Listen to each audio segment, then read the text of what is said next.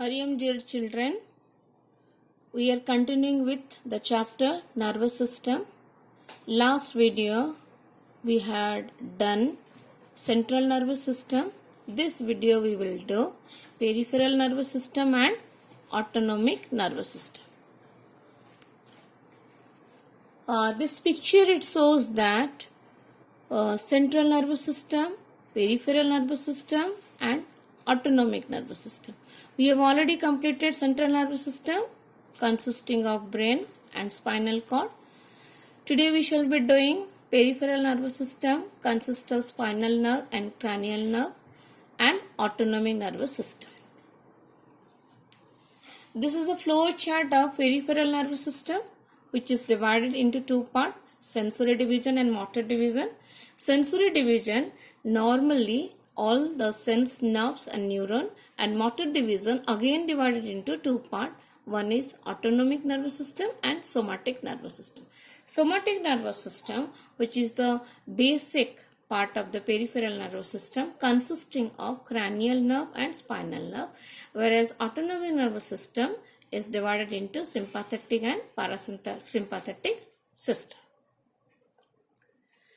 Peripheral nervous system is a system which includes the nerves which carry impulse to and from the central nervous system.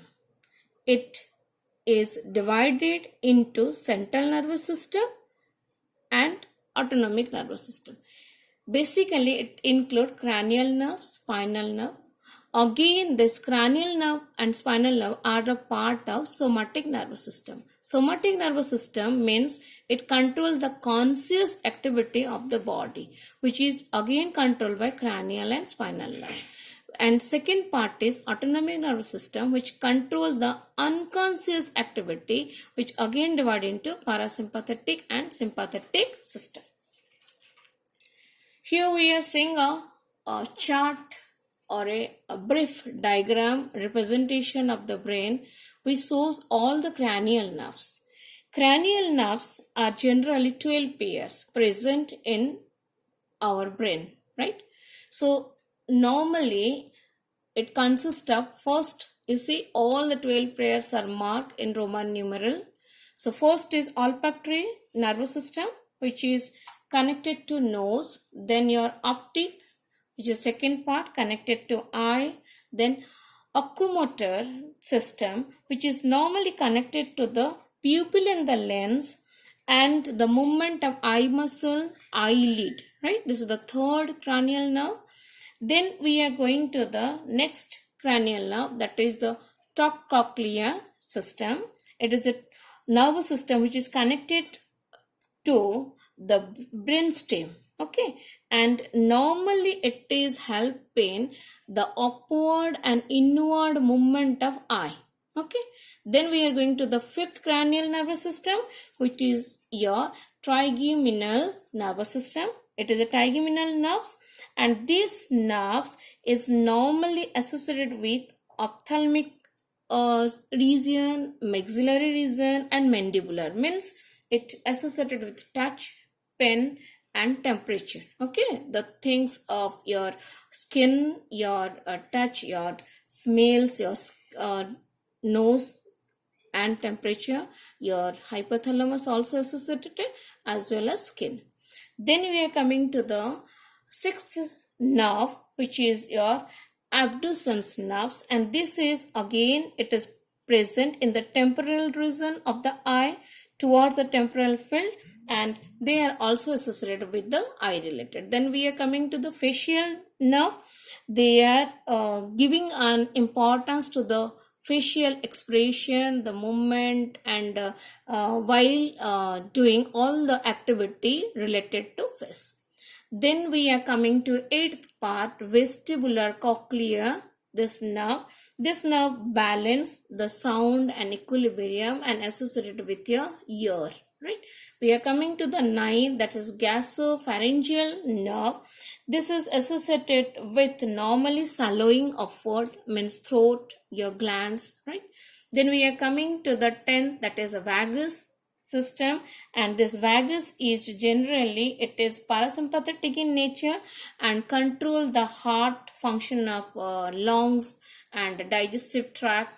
We are coming to the 11th, which is accessory system, accessory nerves. It is movement of neck muscles, and finally we are reaching to the 12 nerve, cranial nerve, that is hypoglossal, and there initiate the astringtic and instructic muscle of the tongue. So these are the 12 pairs of cranial nerve present in a part of somatic nervous system in peripheral system.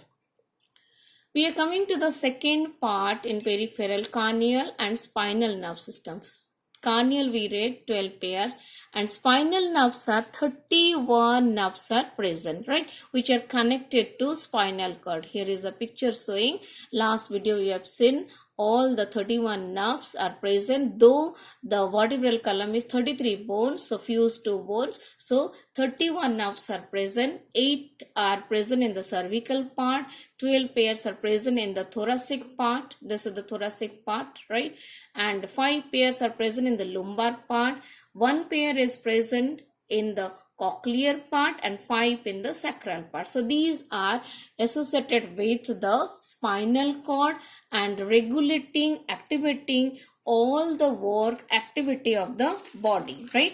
Every internal and external activity of the body is possible because of this spinal nerves, right. We are coming to that somatic nervous system, which consists of cranial and spinal nerve. What is the basic function of that? It transmits stimuli from your sense to central nervous system, and again from central nervous system to your muscles, right. So sensory nerves and neurons are associated with this somatic nervous system. On example I gave here, feel a hot stove, and when you feel hot and you pull your hand away from that. So this is a somatic nervous system function. We are coming to autonomic nervous system. Here we are finding out two type of function. One is regulating all the vital organ like your heart, kidney, liver, intestine, every vital organ, as well as it usually control all the involuntary activity, but not the voluntary activity, right. It usually cannot control the voluntary activity, all the involuntary activity like control of the blood pressure, blinking, sneezing, right. So all this activity, it is controlled by this autonomic nervous system. Autonomic nervous system, normally it is handled by motor neurons. The motor neurons are a part of autonomic nervous system, and all the involuntary activity responses which is influencing by the glands and the muscles are controlled by autonomic nervous system. It is again divided into, as we have already seen, parasympathetic and sympathetic, right. So both these are associated with the ganglions present in the spinal nerves associated in the spinal cord. We are seeing the activity of the parasympathetic and sympathetic nervous system. So this is the spinal nerves as well as cranial nerves we are getting. So here we are getting only the spinal nerves. What is the parasympathetic and sympathetic activity, which is a part of your autonomic nervous system. Parasympathetic activity is the activity which stimulate the body in presence of the rest and digest. That means it is the feed and spit utilization occur through this part. Whereas sympathetic nerve system make us to fight or flight whatever the situation comes or in our surrounding, to adapt certain things to maintain our activity of the body. So here is 2-3 example. You can have a look to this picture, how it is associated. It is an eye, and you see in parasympathetic action is that the constrict of pupil, whereas in sympathetic you say dilated pupil. You can see the diagram through this. And slow heartbeat, it's a parasympathetic action, whereas the increased heartbeat due to anything, right. So it is a increase of heartbeat is a sympathetic system, right. If you go to the stomach, then you will see the stimulate the activity of the stomach, whereas here the inhibit the activity of the stomach, right. So this is all your activity of the sympathetic and parasympathetic nervous system, right. If you will see that intestine, it stimulate the activity of the intestine, whereas here it release the glucose and inhibited the gallbladder activity through the sympathetic action. So this is all the different action of the parasympathetic and sympathetic, which is undergoes the flight and fight, whereas sympathetic and parasympathetic we see rest and digest or feed and speed up the reactions. We'll see that what are the basic function of the parasympathetic and sympathetic nervous system. In parasympathetic, what you are saying, it controls the body response while at rest. When you are at the rest, it control, because its motto is to rest and digest, whereas sympathetic is fight or flight to the situation. So it controls the body response when you are perceiving the threat, right? When you are on the work field. And activity response in parasympathetic, it is a rest and digest, where it is fight and flight. This should we remember. And the general body response, you see, it is restore the body in the state of calmness, whereas the sympathetic action make your work speed up, it make you more alert, make you more functional. And in parasympathetic cardiovascular, your heart rate is decrease always, whereas in sympathetic it increase, right? Pulmonary system, your lungs, if you see, bronchial tubule are constricted in parasympathetic, where it is dilated in sympathetic. And your muscular skeletal function, it is, you will find muscles are relaxed in parasympathetic, whereas the muscles are contracted in sympathetic. Pupil constrict in parasympathetic and dilated in sympathetic. And gastrointestinal system, you will find increase of the stomach movement and secretion, whereas in sympathetic it decrease the movement and secretion. And adrenal gland, there is no involvement of parasympathetic action, because the gland is associated with the flight and fight condition, and whereas in sympathetic it is very much active. We'll see a picture over here, and which shows the parasympathetic and sympathetic action. And we have already seen sympathetic is the flight and flight action, and whereas in the parasympathetic it is a rest and digest or fit and breathe activity occur here. You see the condition of the pupil over here, right? So here we are saying that this condition, the stimulate the body, and here we are finding the pupil size, right? See the size of the pupil, how it is constricted and it is dilated in the condition. In the previous case, you see we have been seen the eye condition. In this, pupil are constricted in parasympathetic and dilated. That's what it is said, that it is constricted and dilated condition, right? This picture is a clear visibility of the parasympathetic and sympathetic action of the body. Here is another example. It is the homeostasis. It is a dynamic balance occur during this autonomic nervous system, because homeostasis is a process to prevent the stop bleeding, or rather it is maintain the blood which is normally damaged in the blood cell and creating a balance, right? So it is a system to create a balance in the body regarding the sympathetic and parasympathetic action. You see, parasympathetic action, as we know, it is a rest and digest activity, whereas sympathetic is the fight and flight activity, right? So you see the condition, the person is at rest, and whereas the any situation comes and what you do, the choice is flight or fight to save yourself, or you adapt something to save yourself. So this is the sympathetic action, and it is a parasympathetic action of the body. We'll see a review between a difference between the central nervous system and peripheral nervous system. As we have been seeing, it's a major difference composed of what are things are composed. Central nervous system composed of the brain and spinal cord, whereas peripheral nervous system consists of or composed of cranial, spinal and peripheral nerves, and it contains all the neurons, and it contains the sensory and as well as motor neurons. Here is a distinction between central nervous system and peripheral nervous system, which is consisting of brain and spinal cord, whereas it consists of the spinal nerves and cranial nerves. And this both of the nerve cell and glial cell, or gang from the ganglion the cells are comes, that's called the glial cell. And here we are getting 31 pairs of your spinal nerves and 12 pairs of the cranial nerves, and total 43 pairs of the peripheral nerves we are getting. And this is continue to the spinal cord. Brain and spinal cord continue to do all the activity of the body, whereas these nerves are taking the original place from the cranial nerves. From the brain it is coming, whereas the spinal nerves are coming from the spinal cord. And this central nervous system receive all the information, and they carry the information to the sense organ, and spinal nerves carry from the organ to the spinal cord, right? So here, that's why the motor nerves are very active in peripheral nervous system, whereas in central nervous system, sensory nerves are very much active, right? And central nervous system coordinate all the function of the body, whereas here is the information, it passes through the muscles and gland through the peripheral nervous system. We are coming to the end part of the peripheral nervous system and autonomic nervous system, that's called the reflex action, right? So reflex action is an automatic action, which is a quick involuntary action which is happens in the body due to the stimulus, right? So stimulus and response are the two key words in related to the reflex action. These actions is of two category: voluntary action and involuntary action.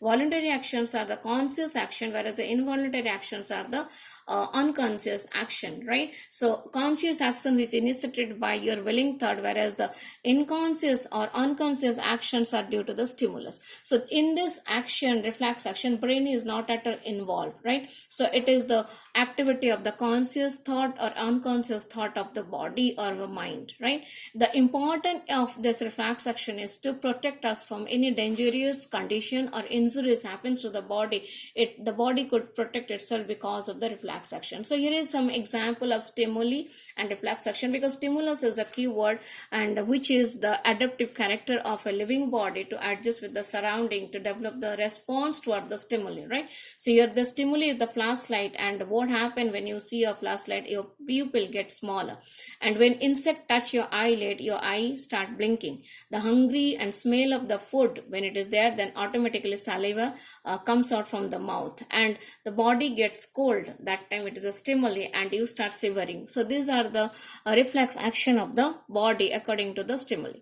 We are seeing the reflex arc, which is very important, because reflex arc is maintain the reflex action of the body, right? And this reflex action is a message from the sensory cell to receptor, and that have been stimulated to send via sensory neuron, which synapses on motor neuron, and it is situated in the spinal cord. Motor neurons send a message directly to the effector organ, and it is transmitted throughout the body and creating a reflex arc, right? You see, it is an example is a hot object is there.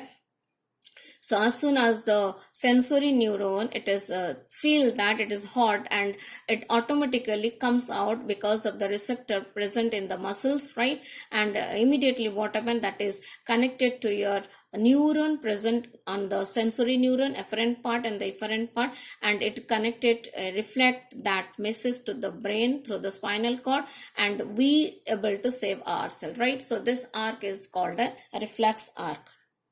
We will see what are the components necessary for reflex arc, which is happen. It is, you see, it is a receptor or your skin, right? And which consists of the glands and the muscles. So it is stimulus occur because anything touch the skin, either it is a pin or a hot object, so it feel a sensation, right? And as because it is a receptor, and it is passes through the sensory neuron, and that's given information to the spinal cord, present the white matter and gray matter, and it says that it is some sharp object is there, and it is again the effector muscles, which is muscles also react to save that things, and that intimated, and that create an arc and make it aware of the factors. So what are the components related to this arc? This is a receptor, which is the dendrites are connected to that, or some sensory structures are present, respond to the change of the environment. Sensory neurons are also present there, which conduct the impulse from the receptor as a skin to its the axon terminal, and integrating center, which are consisting of the central nervous system, and they also connected to the interneuron, sensory neuron, as well as motor neuron. Motor neurons are sending impulse from the your integrated center to the effector muscle present over here, and the effector muscle, which is consist of the muscles, glands, which respond to the motor neurons, right? So this 5 functional component present, which activated the reflex arc of this autonomic part or peripheral part, right? And give us an action to save ourselves from the any action happens in our surrounding. So this is all about your peripheral and autonomic nervous system. Go through this part and review properly, listen to the video, and read more, so that you will be clear? Because this is a very nice chapter. Thank you.